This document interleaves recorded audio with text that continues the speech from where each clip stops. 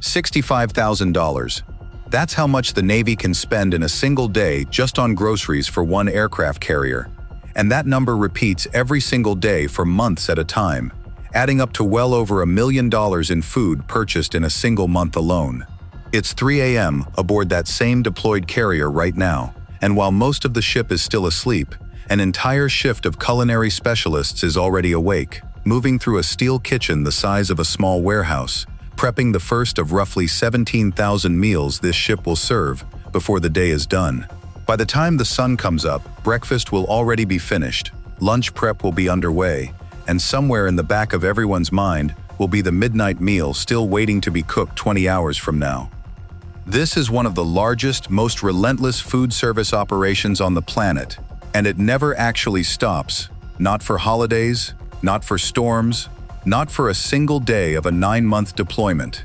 To put that number in perspective, 17,000 meals in a single day is more food service volume than most restaurants handle in an entire year, all produced inside a floating kitchen that can't simply call a supplier if it runs short on eggs or chicken halfway through the week. So how does a single ship manage to spend that much money, feeding more people every day than most restaurants serve in an entire year, using nothing but what was loaded onto the ship weeks or months earlier? Stick around, because by the end of this, you'll understand exactly what it takes to keep 5,000 people fed, fueled, and ready to fight every single day in the middle of open ocean. And here's a question for you. How many separate kitchens do you think it actually takes to pull off 17,000 meals a day? Drop your guess in the comments, because the real number might surprise you. Before we get into how this actually works, you need to understand just how enormous this food service operation really is, because it's genuinely one of the biggest hidden logistics challenges in the entire United States military. Not one kitchen, several older Nimitz-class carriers typically operate around 5 separate galleys spread throughout the ship, each one positioned to serve a different section of the crew without forcing thousands of sailors to walk the length of a football field-sized vessel just to eat. The newer Ford-class carriers actually consolidated this down to just 2 larger conglomerate galleys, one centralized galley serving crew, chiefs, and officers from 3 different serving lines simultaneously, and a second forward galley dedicated to officers and the air wing crew whenever aircraft squadrons are aboard. That forward galley only gets fully staffed when the air wing is present, since feeding the additional pilots and air crew requires extra culinary specialists brought aboard specifically for that purpose. That shift from 5 galleys down to 2 might sound like a step backward, fewer kitchens serving the same number of people, but it actually reflects years of hard-won efficiency lessons. Serving multiple lines from a single centralized galley means every plate coming out of that kitchen, whether it's headed to the enlisted mess deck or the officer's wardroom, originates from the exact same cooks, the exact same ingredients, and the exact same quality standards. Rather than 5 smaller kitchens, each developing their own slightly inconsistent version of the same recipe, the Ford's design forces a single, unified standard across the entire crew, a small but meaningful upgrade in an operation where consistency at scale is nearly as important as the food itself. The USS Harry S. Truman, one of the Navy's Nimitz-class carriers, illustrates just how massive this operation actually gets. She operates 7 separate galleys and employs 114 dedicated Navy cooks working around the clock in staggered shifts just to keep pace with the ship's constant demand for food. Multiply that kind of staffing across the Navy's entire carrier fleet, and you start to understand just how many sailors' entire careers are built around nothing but keeping this operation running smoothly, day after day, deployment after deployment. Consider what those 114 cooks are actually managing across 7 simultaneous kitchens. Each galley operates on its own schedule, its own inventory tracking, and its own specific serving population, yet all of them have to somehow stay synchronized enough that supply doesn't run short in one location while another sits with surplus. Coordinating that kind of distributed operation across a ship with limited internal communication compared to a typical restaurant chain on land requires exactly the kind of meticulous planning that culinary leadership aboard a carrier spends years mastering. Treating inventory management with the same seriousness most people would reserve for actual military logistics, because in a very real sense, that's exactly what it is. Not everyone on board eats in the same place either. Carriers maintain the main mess deck for the bulk of the enlisted crew, a separate chief's mess reserved for senior enlisted sailors, and a wardroom specifically for commissioned officers, each space carrying its own menu and its own naval traditions around rank and seniority. It's a structure that mirrors the ship's entire chain of command, extending all the way down to where, and with whom, a sailor actually sits down to eat. Behind every one of those 17,000 daily meals stands a surprisingly small army of trained specialists, working shifts that would exhaust almost anyone outside the military. The breakfast shift of culinary specialists typically wakes around 3 a.m., hours before most of the crew even stirs, in order to have the first meal of the day fully prepared and ready to serve on schedule. From there, shifts commonly run 12 to 16 hours long, and there's rarely a genuinely quiet moment anywhere in the process, since one meal period barely finishes before prep work for the next one has to begin. A modern carrier can carry up to roughly 90 to 100 culinary specialists at any given time, a number that sounds substantial until you remember they're collectively responsible for feeding a small city's worth of people 3 or 4 times a day without fail. Becoming a Navy cook isn't as simple as knowing how to follow a recipe. After completing recruit training, sailors selected for the Culinary Specialist rating attend a dedicated technical school, roughly 5 weeks of intensive instruction covering food preparation, nutrition, and dining service standards, before ever stepping into a real shipboard galley. From there, they're expected to master an entirely different scale of cooking than almost any civilian chef will ever encounter, planning and executing meals for thousands of people using industrial equipment, tight timelines, and zero room for the kind of casual improvisation a restaurant kitchen might tolerate. That 5-week school only covers the fundamentals. Real mastery of shipboard cooking comes from actual deployments, learning firsthand how to adjust recipes designed for hundreds of servings, how to manage inventory that has to last for weeks between resupplies, and how to keep morale high through a menu rotation that has to feel fresh even after months at sea. Culinary specialists who advance through the ranks often specialize further, some focusing on baking and pastry for an entire ship's worth of desserts and bread, others managing the complex logistics of ordering and inventory tracking, and still others overseeing entire galley operations as senior enlisted leaders responsible for training the next generation of cooks coming up behind them. What a lot of people don't realize is that culinary specialists aren't purely kitchen staff. Like every other sailor aboard, they hold a general quarters assignment separate from their day-to-day cooking duties, meaning they're trained in damage control, firefighting, first aid, and emergency response right alongside every other member of the crew. During a real emergency, a cook might just as easily be found securing a mess deck's emergency lighting or responding to a fire drill as flipping meat on a grill, a level of cross-training that ensures the ship never loses critical safety capability, even if an entire watch of culinary staff suddenly has to abandon the galley for something more urgent. That dual identity, cook and emergency responder simultaneously, reflects something true about nearly every job aboard a warship. Nobody's role exists in isolation from the ship's overall survival. A culinary specialist spends the vast majority of their time thinking about menus, inventory, and meal timing, but the moment general quarters sounds, that same sailor has to instantly shift into a completely different mindset, ready to fight fires, control flooding, or treat injuries alongside sailors from every other department aboard. It's a level of readiness that civilian food service workers never have to consider, baked directly into a job that most people assume is purely about cooking. Turning raw ingredients into 17,000 finished meals a day requires equipment, planning, and sheer physical stamina on a scale that would overwhelm almost any commercial kitchen on land. The main galley, often simply called the mess deck's kitchen, runs on equipment built for scale rather than charm. Massive steam-jacketed kettles cook soup and sauces in quantities large enough to serve hundreds of sailors from a single batch. Convection ovens bake dozens of full-sheet pans simultaneously. Fryers are sized to handle enormous quantities of food without slowing down the line or sacrificing quality. At any given moment, you might find cooks lining up well over 100 individual cuts of meat across a single massive grill, timing each one so that every piece finishes cooking at exactly the same moment, a logistical feat that would challenge even an experienced restaurant chef managing a fraction of that volume.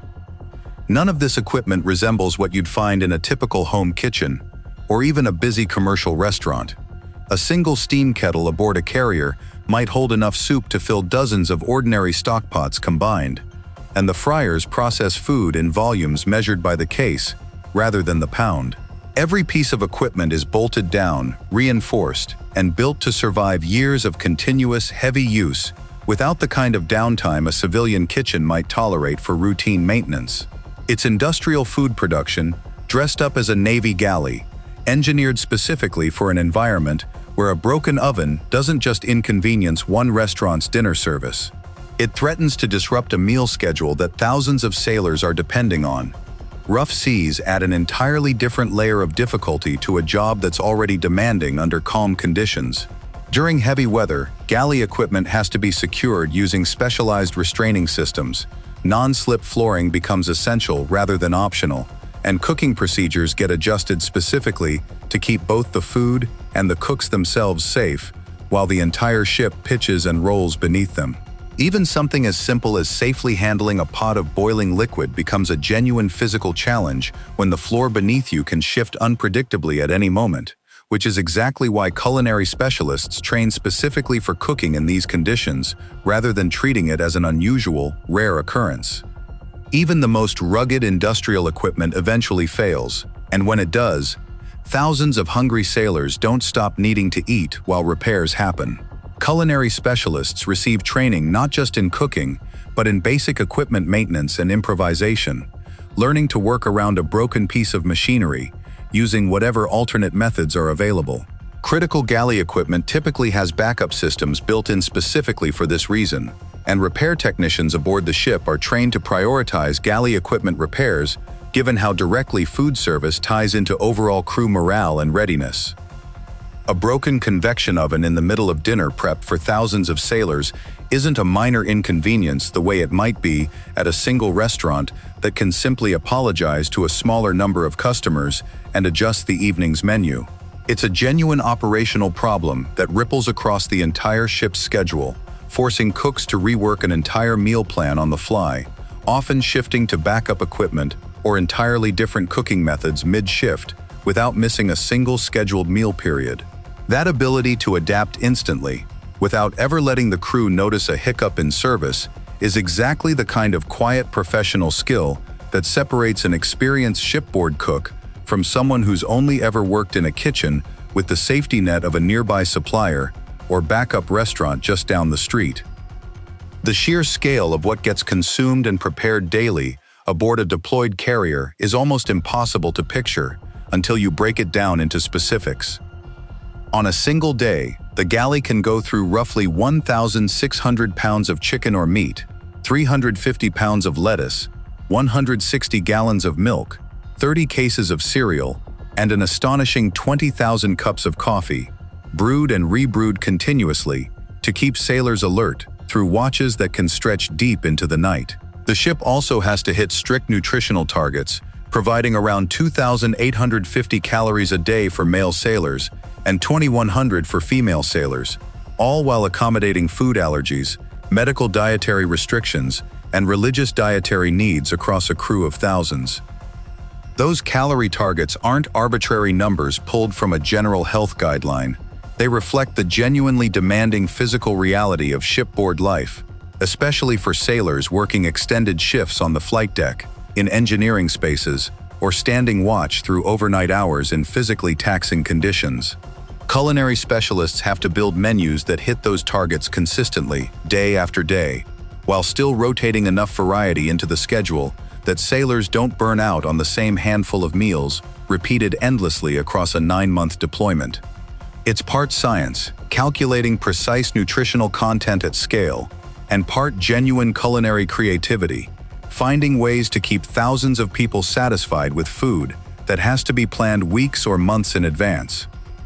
That $65,000 a day figure we opened with sits at the top end of what the newest Ford-class carriers typically spend, with daily grocery bills ranging from around $45,000 on lighter days up to that full $65,000 mark. Adding up to well over $1 million in food purchased every single month, the ship remains deployed. That's not a one-time expense either. It repeats, day after day, for the entire length of a deployment that can stretch past 6 months, meaning a single carrier's food budget over one deployment cycle can climb into the tens of millions of dollars. To put that spending in perspective, a single carrier's food budget over one deployment can easily exceed what many small businesses spend in a decade, all funneled into feeding one crew on one ship for a few months at a time. Multiply that figure across the Navy's entire fleet of carriers, each one running its own version of this same massive grocery bill simultaneously, and the true scale of what it costs to keep America's carrier fleet fed becomes almost as staggering as the meals per day statistics that tend to grab more headlines. None of that food magically reappears once it's used up. Roughly every 7 to 14 days, a supply ship pulls alongside the carrier while both vessels are underway at full speed, transferring anywhere from 400,000 to as much as 1 million pounds of food across open water, using cables strung between the two ships, an operation called underway replenishment, or UNREP.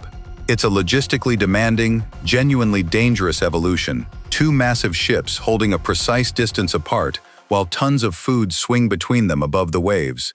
And if weather or timing forces a delay, cooks sometimes have to stretch a shrinking inventory a few extra days while waiting for conditions to improve. Planning for one of these resupply operations starts long before the two ships ever come alongside each other. Supply department personnel work closely with the culinary team to track exactly how much of every ingredient remains in inventory, cross-referencing consumption rates against the calendar to predict precisely when each item will run critically low. That information gets relayed ahead of time to whichever supply ship is scheduled for the next UNREP, ensuring the resupply run brings exactly what's actually needed, rather than a generic, one-size-fits-all shipment that might leave the galley overstocked on one item while running dangerously short on another. It's the kind of detailed inventory forecasting that most people associate with corporate supply chain management. Except here, the consequences of getting it wrong play out in real time, thousands of miles from the nearest grocery store, with absolutely no way to place a same-day emergency order. It would be easy to treat all of this as simply an impressive logistics story, but food aboard a carrier is deeply tied to something far more serious than convenience. A well-fed sailor thinks faster and reacts quicker on a flight deck, where one slow reaction can get someone killed. The Navy treats the galley with nearly the same seriousness it treats the reactor room, because a breakdown in food service doesn't just mean an unhappy crew, it means a crew running on empty stomachs and low morale in an environment that demands split-second focus around dangerous machinery, 24 hours a day. Beyond pure nutrition, food becomes one of the only genuine touches of home available to sailors who are otherwise months away from everything familiar. Menus rotate every 14 to 21 days, specifically so sailors aren't stuck eating the same handful of meals on repeat for months on end. And special occasions still get real attention, even at sea. Birthdays get cake, sung off-key by sailors who barely knew each other 6 months earlier. Holidays get full traditional dinners cooked from scratch, thousands of miles from anyone's actual family table. For a lot of young sailors, especially those barely out of high school, a warm, familiar meal becomes one of the few genuine comforts standing between them and the isolation of a long deployment. Culinary specialists themselves often describe a real sense of purpose in that part of the job, understanding that a well-executed holiday meal or a genuinely thoughtful birthday cake can matter enormously to a homesick sailor in ways that go far beyond simple calories. Some cooks make a point of learning specific crew members' favorite dishes or hometown recipes, working small personal touches into an otherwise rigid, standardized menu whenever schedules and ingredient availability allow it. It's a reminder that even inside an operation built around massive scale and industrial equipment, individual moments of genuine care still manage to make it onto the plate. For the culinary specialists themselves, this isn't a temporary assignment squeezed in between other duties. It's an entire naval career, built around waking before sunrise, cooking through storms, training for emergencies that have nothing to do with food, and somehow still finding the energy to bake a birthday cake for a sailor they've never personally met. It's one of the least glamorous jobs on the entire ship, and arguably one of the most quietly essential, holding together the morale of an entire floating city, 3 or 4 meals at a time, every single day, without exception. So what does it actually mean that a single ship manages to pull off this scale of food service every day, for months at a time, without a single grocery store or restaurant supply truck anywhere nearby? It means an entire hidden workforce, roughly 100 culinary specialists per ship, dedicating years of training and grueling, unglamorous shifts to a job that rarely gets celebrated but never actually stops mattering. It means industrial kitchens engineered to survive storms, mechanical failures, and constant, relentless demand, staffed by sailors who are simultaneously trained firefighters and emergency responders whenever the galley isn't their most urgent priority. And it means a logistics chain stretching from a supply ship hundreds of feet away, transferring 1 million pounds of food across open ocean, all the way down to a single sailor finally sitting down for 15 quiet minutes at the midnight meal, trading a tired joke with someone who understands exactly how long the day has actually been. It's worth remembering that almost none of this gets any real recognition outside the ship itself. There are no parades for a perfectly executed Thanksgiving dinner cooked 6,000 miles from anyone's actual family. No headlines celebrating a supply chain forecast that correctly predicted exactly when the coffee would run low. The entire operation succeeds specifically when nobody outside the crew ever has reason to notice it at all, when 5,000 people simply show up to eat 3 or 4 times a day, and the food is simply there, prepared, plated, and ready, exactly as it has been every single day before it. Because at the end of every deployment, what these culinary specialists accomplish isn't measured only in meals served or pounds of food prepared, impressive as those numbers genuinely are. It's measured in an entire crew that stayed fed, focused, and just a little bit closer to feeling human, 3 or 4 times a day, for months on end, thanks to a small army of cooks most of them will never fully appreciate. So really think about that question again. How many separate kitchens, staffed by how many sailors, does it actually take to feed 5,000 people every single day without ever running out? Tell us your guess in the comments, and if this gave you a new appreciation for one of the most overlooked jobs in the entire Navy, subscribe, because there's a lot more happening below decks than most people ever get to see. From the reactor room, to the galley, to every corner of a ship that never really stops working.